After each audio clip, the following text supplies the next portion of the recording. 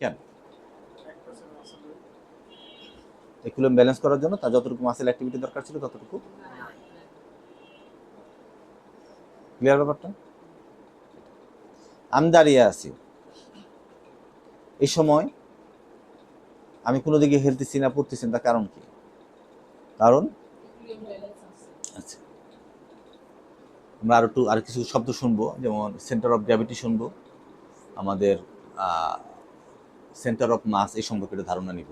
এখানে আমরা শুনে নিই, achieve through various system that coordinated movement, posture and internal processes that involve maintaining a steady position, responding the movement and managing internal physiological process। এই কথাটা যেটা তখন ধরে আমরা বললাম, posture সম্পর্কে তো আমরা ধারণা নিলাম একটু আগে।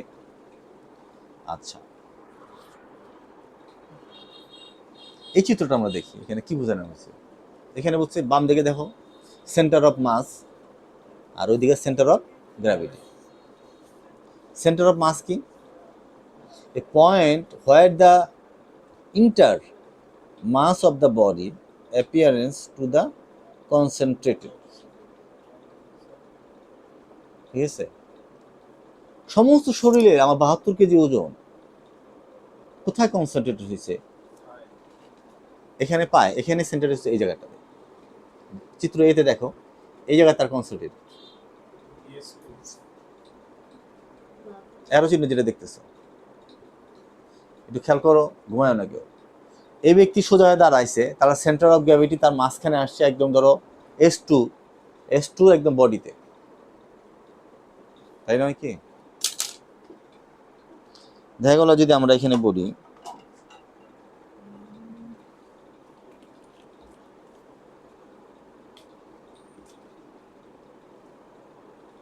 ধর এই জায়গা বডিতে তার কি করছে, সেন্টার অফ গ্র্যাভিটি মাটি দিকে গেছে, যেটা চিত্র এ।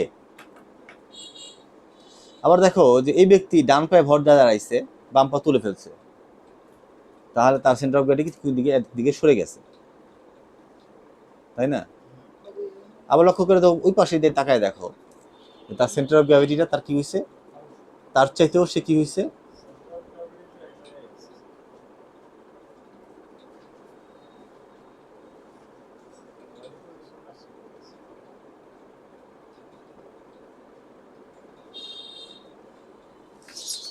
সাকিব একটা গুরুত্বপূর্ণ কথা বলছে, তাহলে আমরা সাকিবের কথাটা আমরা একটু অ্যানালাইসিস করি। সাকিব বলতে যে সেন্টার গ্র্যাভিটি এক জায়গায় আছে, বডি পজিশন শিফট হয়েছে, এই কথাটা আমরা একটু ব্যাখ্যা বিশ্লেষণ করি, কথাটা কি সত্য?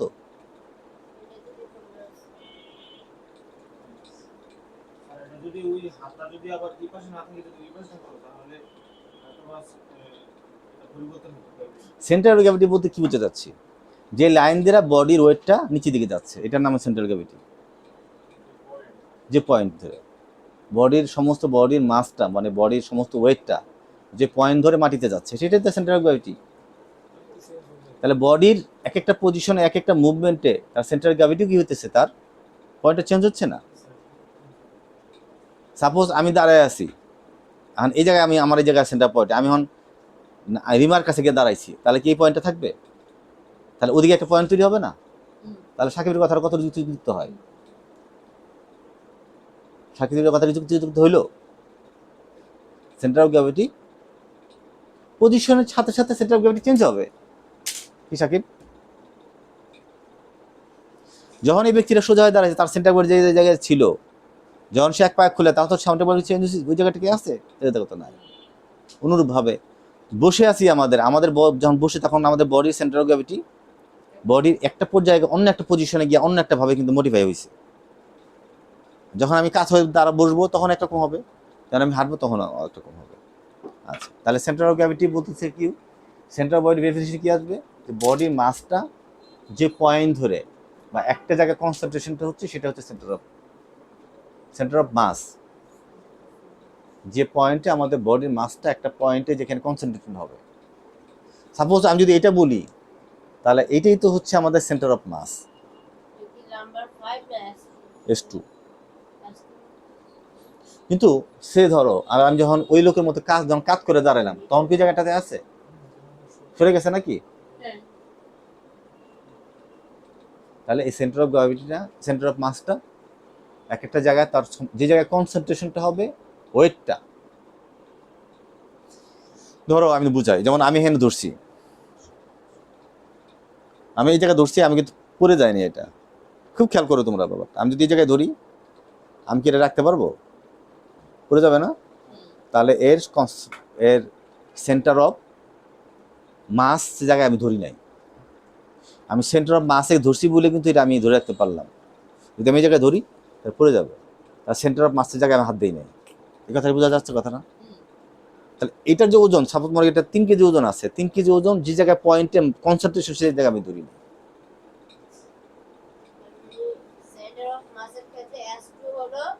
না, এটা এই সবসময় এরকম না। সাপোজ আমি যদি কথার কথা এক একটা পোস্টারে সে ধরো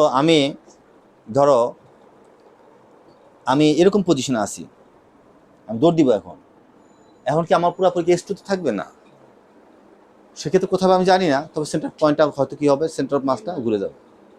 কোন জায়গায় ডিপেন্ডেন্ট পয়েন্ট কনসেন্ট্রেশন হয়ে কোথায় বডি গিয়ে দাঁড়াইতেছে আমি জানি না। বুঝতে পারছি কথাটা? ধরো আমি অনেক কাজ হয়ে কোথায় অনেকভাবে যাচ্ছি পরে দেখলে একটা লেভেলে আমি আসলাম, তখন কি S2 তো থাকবে? নাও তো থাকতে পারে, কিন্তু আমি এই লেভেলে আছি। এখন আমি বলতে পারি S2 তে একদম মিড পয়েন্টে আছে। ধরো আলা বা বডি অফ দ্য তোমার S2 বডি একদম সেন্টার মাঝখানটাতে একটা কি আছে, তোমার সেন্টার অফ মাস আছে। সেন্টার অফ গ্র্যাভিটি কাকে বলে?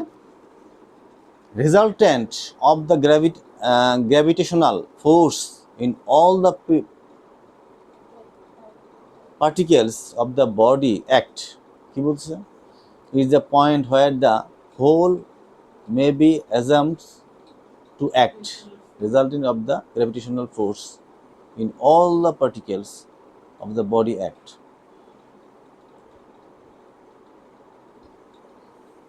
আচ্ছা, তাহলে কি বোঝা গেল যে আমাদের ধরো যে লাইন দিয়ে আমাদের বডির ওয়েটটা শিফট হবে ফ্লোরে, সেই লাইনটাকে আমরা বলতেছি সেন্টার অফ গ্র্যাভিটি। তো মনোযোগ দিতে হবে কিন্তু। এই যে আবার ওই জায়গায় প্রশ্ন করছিলাম না যে আমার কিন্তু মনে হয় সবাই ইথারে আছে, তখন তো সবাই দূরে চলে যায়, আমার উপরে হুঙ্কার দিয়ে উঠছে, হ্যাঁ স্যার কি করেন আপনি, আমার ইথারে নাই। আমি এখন আবার বললাম আমার মনে হয় ইথারে চলে গেছি, আমার কাছে মনে হচ্ছে। প্রমাণিত করবো আরেকবার রিমা?